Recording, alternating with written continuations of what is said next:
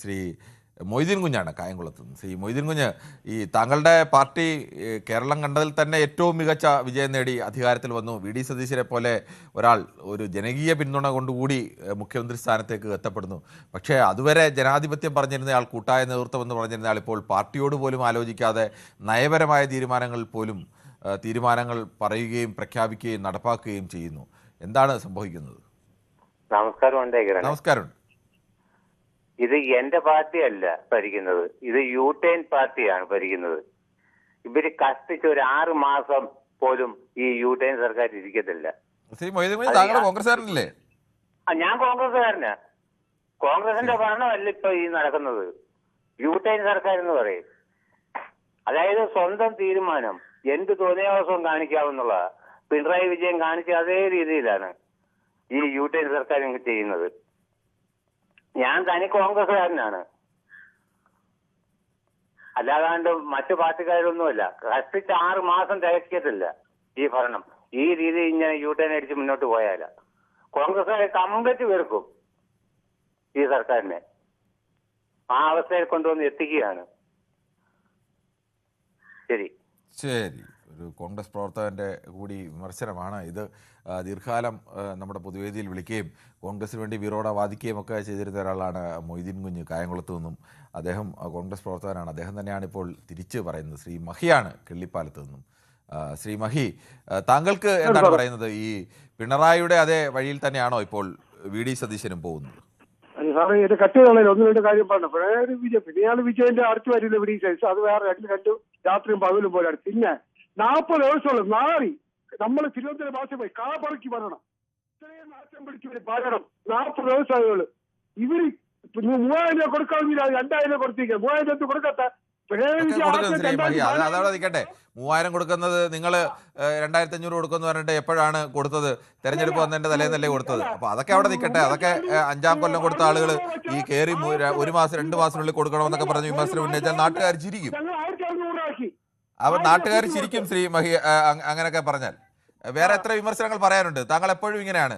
താങ്കൾ എനിക്ക് സംശയം എന്ന് വെച്ചാൽ താങ്കൾ ഈ CPM പ്രതിക്കൂട്ടിലാക്കാൻ വേണ്ടിയാണോ താങ്കൾ ഈ ന്യായീകരണങ്ങൾ ആ പാർട്ടിയുടെ പേരിൽ ഉന്നയിക്കുന്നതെന്ന് സംശയം പോലും.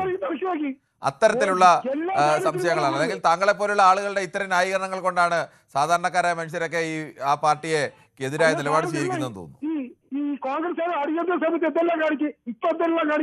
റോഡിൽ ആൾക്ക് നടന്നു പോകില്ല രാത്രി. അപ്പൊ പോലീസുകാർ വിളിച്ചു എവിടെ പോണേ മറ്റാണ് മറിച്ചാണത്. സാറ് എന്തിനാ സാറ് ഈ ലോകത്തല്ലേ ജീവിക്കുന്നത്? എനിക്ക് മനസ്സിലാകത്തോണ്ടാണ്. ശരി മഹി, എന്തായാലും കൊള്ളാം. അദ്ദേഹത്തിന്റെ അഭിപ്രായങ്ങൾ അങ്ങനെയാണ്. ശ്രീ നാരായണനാണ് കണ്ണൂരിൽ നിന്നും. ശ്രീ നാരായണൻ, താങ്കൾക്ക് എന്ത് തോന്നുന്നു? വി ഡി സതീശൻ അതുവരെയും കൂട്ടായ നേതൃത്വം, കൂട്ടായ തീരുമാനം, കൂട്ടായ ക്രെഡിറ്റ് എന്നൊക്കെ പറഞ്ഞിരുന്നയാൾ മുഖ്യമന്ത്രി ആയതോടുകൂടി ആ കൂട്ടായ്മയൊക്കെ വിട്ട് തനിപ്പിടിയിലേക്കാണോ മാറുന്നത്? നമസ്കാരം സാർ. നമസ്കാരം.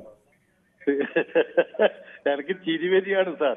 ഇതുവരെ ഈ പാർട്ടി UDF അനുകൂലിച്ചവര് ഈ സങ്കടം പറയുന്നത് കേൾക്കുമ്പോ സത്യം പറഞ്ഞാല് നമ്മളത് മനസ്സിലാക്കി. താങ്കൾ പറഞ്ഞോളൂ. അല്ല, ഇവ പറ്റിപ്പോയി കർത്താവേ എന്ന് പറഞ്ഞ പോലെ ആയിട്ടേ കോൺഗ്രസ് ഇപ്പം വോട്ട് ചെയ്ത് പറ്റിപ്പോയിന്ന്. കാരണം ഇടതുപക്ഷത്തിന് ചില തകരാറ് പറ്റിയിട്ടുണ്ട്.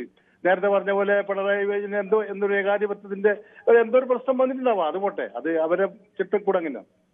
പക്ഷെ ഇത് ഇത്രയും കിട്ടിയ വകയിലേക്ക് കാണിച്ചു കൂട്ടുന്ന ഞാൻ അത്ഭുതപ്പെട്ടു പോയി. നേരത്തെ മറ്റേ ഷാജിയിലൊക്കെ വാക്കുകൾ കേട്ടപ്പോ, ആ ഷാജിയുടെ വാക്കുകൾ KM ഷാജി എത്ര സ്ഥാനം ഉണ്ടാവും. പ്ലേറ്റ് മാറ്റി വെക്കാന്ന് പറഞ്ഞിട്ട് സിനിമയെ കണ്ടില്ലേ? നമുക്ക് ഇനി അങ്ങോട്ട് പ്ലേറ്റ് അങ്ങോട്ട് മാറ്റി വെക്കാം എന്ന് പറഞ്ഞ പോലെ ആയിപ്പോയി ഇവര്. എന്ത് ലീഗാണിത്? എന്താണ് ഇവിടെ നടക്കുന്നത്? വളരെ സങ്കടമുണ്ട് സാർ ഇത് കേൾക്കുമ്പോൾ. ശരി, ശ്രീ രാധാകൃഷ്ണനാണ് ചാത്തന്നൂരിൽ നിന്നും. ശ്രീ രാധാകൃഷ്ണൻ, ഈ ജനാധിപത്യത്തെക്കുറിച്ചും കൂട്ടായ്മയെക്കുറിച്ചും പറഞ്ഞ ഒരാൾ മുഖ്യമന്ത്രി സ്ഥാനത്തെത്തുമ്പോൾ തനി ഏകാധിപതിയെ പോലെ പെരുമാറുന്നോ എന്നുള്ള സംശയമാണ് പാർട്ടിയിൽ നിന്ന്, കോൺഗ്രസിൽ നിന്ന് അടക്കമുയരുന്നത്. ശ്രീ രാധാകൃഷ്ണൻ, താങ്കൾക്ക് പറയാം. അദ്ദേഹത്തിൻ്റെ ടെലിഫോണിൽ ചില തടസ്സമുണ്ടെന്ന് തോന്നുന്നു. ശ്രീ ബാലകൃഷ്ണനാണ് വടകരയിൽ നിന്നും. ശ്രീ ബാലകൃഷ്ണൻ, ഈ വി ഡി സതീശനെതിരെ ഉയരുന്ന ഈ ആരോപണത്തിൽ എന്തെങ്കിലും കഴമ്പുണ്ടോ? സാർ നമസ്കാരം. നമസ്കാരം. എനിക്ക് പറയാനുള്ള വി ഡി സതീശൻ സാറിനെ പറ്റിയല്ല, എനിക്ക് പറയാനുള്ള കോൺഗ്രസിനെ പറ്റിയാ. ഇന്ത്യ രാജ്യത്തെ 1 ഭാഗം സ്റ്റേറ്റും ഭരിച്ച പാർട്ടിയാണ് കോൺഗ്രസ്. ഇപ്പൊ ഈ നിലയിലെത്തിയത് ഈ ഒരു നിലപാട് കൊണ്ടാണ്. കാരണം കോൺഗ്രസിന് എവിടെയായാലും തമ്മിലടിയാണ് അവരെ പ്രശ്നം. ഈ പ്രാവശ്യം ഭരണം കിട്ടിയപ്പോൾ ഒരു മാറ്റം ഉണ്ടാവും എന്നുള്ള ധാരണയായിരുന്നു പബ്ലിക്കിൽ ഉണ്ടായിരുന്നത്. പിന്നെ വേറൊരു കാര്യം പറയാനുള്ളതെന്ന് വെച്ചാൽ മറ്റ് മുമ്പ് ഭരിച്ചു പോയവരൊക്കെ അത്തരം ഉഷാറന്മാരായിട്ട് പെൻഷനെ പറ്റിയൊന്നും സംസാരിക്കാനുള്ള സമയമായിട്ടില്ല. അവരാകെ ഒരു മാസമായിട്ടാളുള്ളൂ. കൃത്യമായിട്ട് 2000 കൊടുക്കുന്നുണ്ട്. അത് അദ്ദേഹത്തിന് ഒരു 6 മാസമെങ്കിലും സമയം കൊടുക്കണം. പിന്നെ എംബോക്കി ഭരണം സിംബോക്കി ഭരണം എന്ന് പറഞ്ഞാൽ അങ്ങനെ എല്ലാവരും എംബോക്കികളാണെങ്കിൽ എംബോക്കി ഭരണം തന്നെയാണ് ഇപ്പോൾ നടക്കുന്നത്. അങ്ങനത്തെ വൃത്തികെട്ട, അതായത് അസഭ്യമായ വാക്കുകളെല്ലാം ഉപയോഗിക്കുമ്പോൾ വളരെ മോശം. ഇവർക്കൊരു ഒരു കണ്ടുണ്ട്, എംബോക്കി സിംബോക്കി, ഇതൊന്നും ഒരു ശരിയല്ല സാർ. കാരണം ഭരണം കോൺഗ്രസിന്റെ ഗതികേട് തന്നെയാണ്. കോൺഗ്രസ് ഒരു സ്റ്റേറ്റും ക്ലച്ച് പിടിക്കില്ല. കാരണം അവർ തമ്മിലടിയാണ്. പിന്നെ പെൻഷനെ പറ്റിയുള്ള മറ്റുള്ള കാര്യങ്ങളൊന്നും പറയണ്ട. അതൊക്കെ ആ കാര്യങ്ങളൊക്കെ ഈ ഒരു മാസത്തിലിടയ്ക്ക് അവർ കൃത്യമായി കാര്യങ്ങൾ ചെയ്യുന്നുണ്ട്. ഉള്ളതുപോലെ പറയണ്ട നമ്മൾ. പക്ഷേ എങ്കിൽ ഈ ഒരു നിലപാടുണ്ടല്ലോ, ഇവർ ഈ കോൺഗ്രസിന്റെ നിലപാട് ഇന്ത്യ രാജ്യത്ത് മുഴുവൻ കോൺഗ്രസ് തകർന്നു കൊണ്ടിരിക്കുകയാണ്. കേരളത്തിലും ഇത് ക്ലച്ച് പിടിക്കാൻ പോകുന്നില്ല. യു ടേൺ എടുക്കുന്നതെന്ന് പറഞ്ഞാൽ കേന്ദ്രത്തിന്റെ ചില ബില്ലുകളിലെല്ലാം ഒപ്പിടുന്നത് അത് എന്താണ് യു ടേൺ ഒന്നുമല്ല. കാരണം ദേശീയ വിദ്യാഭ്യാസ നയത്തിനെ എതിർത്തുകൊണ്ടൊന്നും ഒരു സർക്കാരിനും ഭരിക്കുവാനൊന്നും ആവില്ല. കാരണം ഒരു ദേശീയ വിദ്യാഭ്യാസ നയം എന്ന് പറഞ്ഞാൽ അത് ഒരു മോഡി സർക്കാർ ഉണ്ടാക്കിയ നയമൊന്നുമല്ലല്ലോ. രാജ്യത്തൊരു നയമില്ലേ. അപ്പൊ അതിനെയൊന്നും വ്യതിചലിച്ചുകൊണ്ടു പിന്നെ എംബളം വെക്കുന്നതുകൊണ്ട് പാവപ്പെട്ടവന് വീട് കിട്ടണമെന്ന് പറഞ്ഞാലും ന്യായമില്ല. ഒരു പാവപ്പെട്ടവനെ സംബന്ധിച്ച് തെരുവ് കിടക്കുന്ന ഒരു പാവപ്പെട്ടവനെ സംബന്ധിച്ച് ഒരു എംബളം വെച്ചാലൊന്നും ഒരു കുഴപ്പമില്ല.